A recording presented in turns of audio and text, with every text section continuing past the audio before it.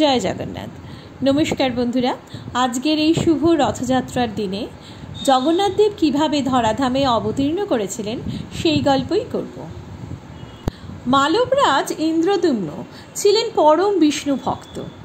একদিন এক সন্ন্যাসী তাঁর রাজপ্রাসাদে উপস্থিত হলেন। দেবদ্বিজে ভক্তিপরায়ণ রাজা ইন্দ্রদ্যুম্ন পরম যত্নে সহকারে সেই সন্ন্যাসীর সেবা যত্ন করলেন। সন্ন্যাসী ভারতবর্ষের সমস্ত তীর্থের কথা বলে অবশেষে পুরুষোত্তম ক্ষেত্রের নীল পর্বতে ভগবান বিষ্ণু পূজার কথা জানালেন। তিনি বললেন যে সেই স্থানে ভগবান বিষ্ণু গুপ্তভাবে শবরদের দ্বারা নীলমাধব রূপে পূজিত হচ্ছেন। নীলমাধব সাক্ষাৎ মুক্তি প্রদায়ক, তিনি মোক্ষ প্রদান করেন। এই কথা যখন শুনলেন রাজা ইন্দ্রদ্যুম্ন, তখন তিনি ভাবলেন যে তিনি ভগবানকে অবশ্যই দর্শন করবেন। তিনি ভগবানের রূপ দর্শনে আকুল হয়ে উঠলেন। প্রধান পুরোহিতের ভ্রাতা বিদ্যাপতিকে শবরদের রাজ্যে গিয়ে নীলমাধবের সন্ধান করে আনতে বললেন। এরপর শবরদের দেশে বিদ্যাপতি এলেন এবং সেখানে রাজা বিশ্বাবসুর সাথে সাক্ষাৎ করলেন। বিশ্বাবসু বিদ্যাপতিকে নীলমাধব দর্শন করালেন। তারপর বিদ্যাপতি গিয়ে রাজাকে সব জানাতে রাজা সৈন্য সামন্ত নিয়ে নীলমাধবের দর্শনে আসলেন। কিন্তু নীলমাধব দর্শন করতে এসে শুনলেন নীলমাধব নাকি অন্তর্ধান করেছেন। মতান্তরে শবররাজ বিশ্বাবসু নীলমাধবকে নাকি লুকিয়ে রেখেছিলেন। রাজা ইন্দ্রদ্যুম্ন ভীষণ দুঃখ পেলেন। তিনি বললেন, আমি প্রাণত্যাগই করব। আমি যখন ভগবান বিষ্ণুর দর্শনই পেলাম না, তখন এই জীবন রেখে কি হবে? এই ভেবে রাজা ইন্দ্রদ্যুম্ন কুশয্যায় শয়ন করলেন। সেই সময় দেবর্ষি নারদ মুনি এসে বললেন, হে রাজন, তোমার প্রাণত্যাগের প্রয়োজন নেই। এই স্থানে তোমার মাধ্যমে ভগবান জগন্নাথ দেব দারু ব্রহ্মরূপে পূজিত হবেন। স্বয়ং পিতামহ ব্রহ্মা এই কথা জানিয়েছেন। এই কথা শুনে রাজা ইন্দ্রদ্যুম্ন শান্তি পেলেন। এক রাতের কথা, রাজা শয়নে ভগবান বিষ্ণুর স্বপ্ন পেলেন। ভগবান বিষ্ণু স্বপ্নে তাকে বললেন, হে রাজন, তুমি আমার প্রিয় ভক্ত। ভক্তদের থেকে আমি দূর হই না। আমি সমুদ্রে ভাসতে ভাসতে তোমার কাছে আসছি। বাঙ্কিমোহান নামক স্থানে তুমি আমাকে দারু ব্রহ্মরূপে পাবে। সেই স্বপ্ন দেখেই পরের দিন সকালে রাজা গেলেন সেই স্থানে এবং তিনি সত্যি দারু ব্রহ্মের সন্ধান পেলেন। কিন্তু সেই দারু ব্রহ্মকে এক চুল নড়াতে পারলেন না। এবার বলি এই দারু ব্রহ্মের কথা। এই দারু ব্রহ্ম কোথা থেকে এলো, কি তার পরিচয়? ভগবান শ্রীকৃষ্ণ বৈকুণ্ঠ গমনের চিন্তা করতে লাগলেন। মহাভারতের যুদ্ধের পর যখন যদুবংশ সম্পূর্ণরূপে ধ্বংস হয়েছিল, তিনি অত্যন্ত বিষাদগ্রস্ত মনে ছিলেন। বলরাম ভ্রাতাও যোগবলে দেহ রেখেছিলেন।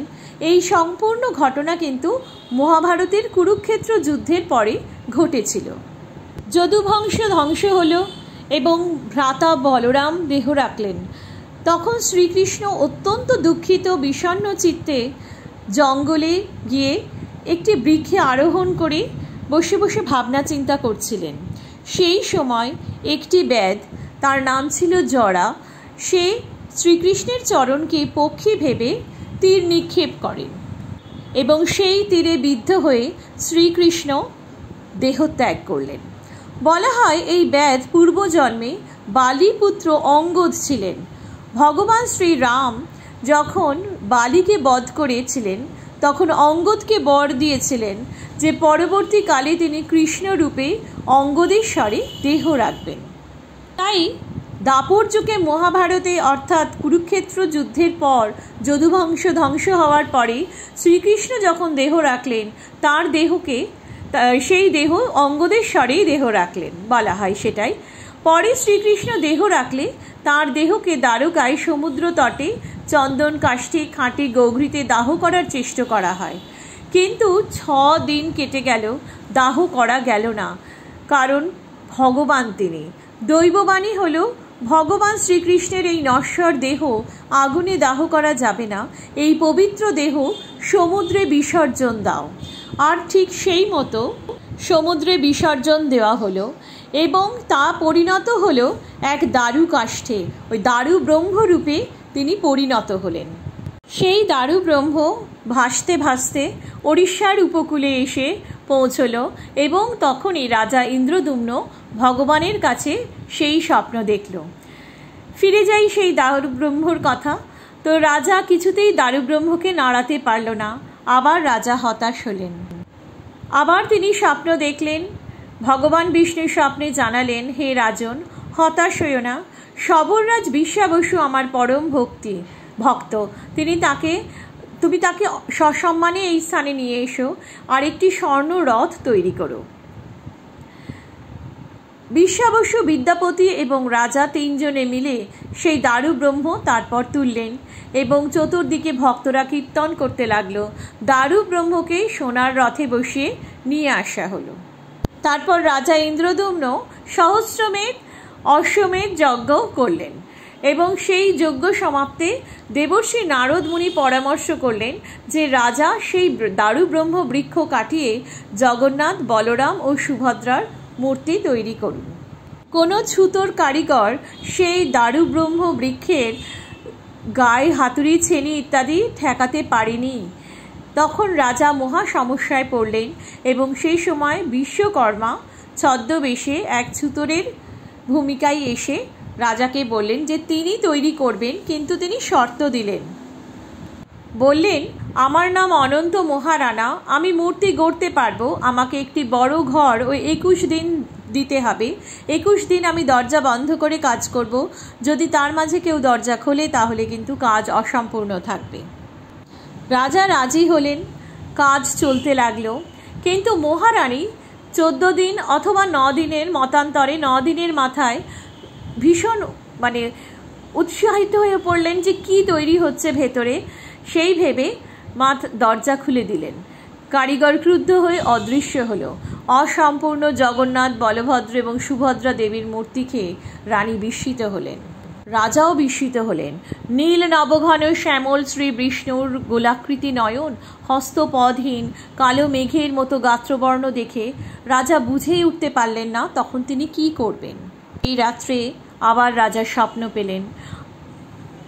দেব ভগবান বিষ্ণু বললেন, আমার ইচ্ছায় দেব শিল্পী মূর্তি নির্মাণ করতে গিয়েছিলেন, শর্ত ভঙ্গ হওয়াতে এই রূপ গঠিত হয়েছে। হে রাজন, আমি এই অসম্পূর্ণ মূর্তিতেই তোমার পুজো নেব। আমি দারু ব্রহ্মরূপে পুরুষোত্তম ক্ষেত্রে নিত্য অবস্থান করব। আমি প্রাকৃত হস্তপদ রহিত কিন্তু অপ্রাকৃত হস্তপদাদির দ্বারা ভক্তের সেবা, পূজা, শ্রদ্ধা গ্রহণ করব। আমি ত্রিভুবনে সর্বত্র বিচরণ করি। লীলা মাধুর্য প্রকাশের জন্য আমি এখানে এই রূপে অধিষ্ঠান করব। শোনো রাজন, ভক্তেরা আমার এই রূপেই মুরলীধর শ্রীকৃষ্ণ রূপের দর্শন পাবেন। যদি তুমি ইচ্ছা করো তবে ঐশ্বর্য দ্বারা সোনার উপর হস্ত পদাদি নির্মাণ করতে পারো। ভগবান বিষ্ণু আরও বললেন, হে রাজন, ভক্ত সবর রাজ বিশ্বা বসু আমাকে নীলমাধব রূপে পুজো করত। তারই বংশধরেরা আমার সেবক রূপে যুগ যুগ ধরে সেবা করবে। বিদ্যাপতির প্রথম স্ত্রীর সন্তানগণ আমার পূজারী হবে, আর বিদ্যাপতির দ্বিতীয় স্ত্রী তথা বিশ্বা বসুর পুত্রী ললিতার সন্তানের বংশধরেরা আমার ভোগ রান্নার দায়িত্ব নেবে। রাজার আদেশে বিদ্যাপতি প্রথম নীলমাধব সন্ধান করতে গিয়েছিলেন শবরদের দেশে। শবর বা সাঁওতাল, যাদের আমরা ছোট জাত বলি, শ্রী ভগবান বিষ্ণু প্রথম তাদের দ্বারাই পূজা নিলেন। অপরদিকে তিনি তাদের হাতে সেবার আদেশ দিলেন। ব্রাহ্মণ ও শূদ্র জাতির একত্র মেল বন্ধন ঘটালেন স্বয়ং ভগবান। সেজন্যই বলে পুরীতে জাতি বিচার নেই, জগতের নাথ জগন্নাথ সকলের। ইন্দ্রদ্যুম্ন স্বপ্নে ভগবান বিষ্ণুর কাছে প্রতিশ্রুতি দিলেন, হে মধুসূদন, প্রতিদিন মাত্র 1 প্রহর অর্থাৎ 3 ঘন্টার জন্য মন্দিরের দ্বার বন্ধ থাকবে। বাকি সময় মন্দিরের দ্বার অবারিত থাকবে, যাতে তোমার সন্তান ভক্তেরা তোমার দর্শন লাভ করতে পারে। তারপর জগন্নাথ দেবের প্রাণ প্রতিষ্ঠা হলো এবং সেই মন্দিরের প্রাণ প্রতিষ্ঠা করেছিলেন স্বয়ং প্রজাপতি ব্রহ্মা। এরপর যুগ যুগ ধরে চারদিকে শ্রী জগন্নাথ দেবের মহিমা প্রচার হয়েছে। রাজা শুরু করলেন রথযাত্রা উৎসব। এই রথে করে ভক্তের কাছে ভগবান যাতে যেতে পারেন, সবসময় ভক্তের পক্ষে সম্ভব হয় না ভগবানের কাছে আসা, তাই ভগবান রথে করে ভক্তের কাছে যাতে যেতে পারেন সেই কারণে রথযাত্রা উৎসবও শুরু হলো। এছাড়াও বলা হয় যে বলরাম এবং ভগিনী সুভদ্রাকে নিয়ে তিনি মাসির বাড়িতে যান এই রথে চড়ে বছরে একটি সময়। শুধুমাত্র রথযাত্রা নয়, রথযাত্রা ছাড়াও আরও বিভিন্ন অনুষ্ঠান সারা বছর ধরে পুরীতে অনুষ্ঠিত হয় জগন্নাথ দেবকে কেন্দ্র করে। তো বিভিন্ন রকমভাবে জগন্নাথ দেবকে আমরা আমাদের পূজা অর্চনা দিই। কেমন লাগলো জগন্নাথ দেবের আবির্ভাব কাহিনী অবশ্যই কমেন্ট করে জানাবে। সবাই ভালো থাকবেন। জয় জগন্নাথ। আমার পাশে থাকবেন, সাপোর্ট করবেন, সাবস্ক্রাইব করে আমার পাশে থাকবেন যাতে আমি আরও এরকম নানা রকম কাহিনী দিতে পারি।